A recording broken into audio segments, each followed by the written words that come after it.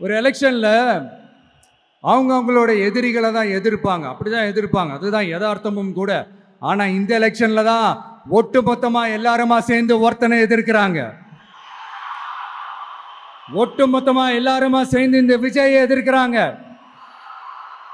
ஏன்னா இந்த விஜய் ஊழலை எதிர்க்கிறான், லஞ்சத்தை எதிர்க்கிறான், மக்களோட மக்களா நிக்கிறான். அந்த மக்கள் அவன் கூட நிக்கிறாங்க. அந்த காண்டு எப்படி அந்த காண்டு தான் ஒட்டுமொத்தமா எல்லாருமா சேர்ந்து ஒருத்தனை எதிர்க்க காரணம். நீங்க எப்படி வேணா எதிர்த்துக்காங்க, ஆனா போட்டி ரெண்டு பேருக்கு நடுவுல தான் ஒண்ணு இன்னொன்னு. இந்த எலெக்ஷன் டேல மேக்சிமம் என்ன பண்ணுவீங்க?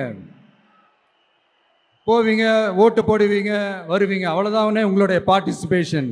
ஆனா இந்த எலெக்ஷன்ல நீங்க பங்கெடுத்துக்க போறீங்க. எஸ், உங்க வீட்டில் இருக்கிற ஒரு விஜய் தான், உங்க வீட்டில் இருக்கிற ஒரு விஜய் தான் வேட்பாளரா நிக்க போறாங்க. உங்க வீட்டில் நிக்கிற ஒரு வேட்பாளர்னா அப்போ உங்க வீட்டில் இருக்கிற மற்றவங்க எல்லாருமே வாக்காளர்கள் தானே.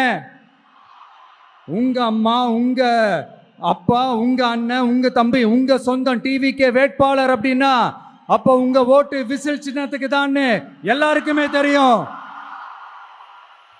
ஏன், நம்மளோட எதிரிகளுக்கு கூட அது நல்லாவே தெரியும். அதனாலதான் நமக்கு எதிராக அவ்வளவு அவதூறு பரப்புறாங்க.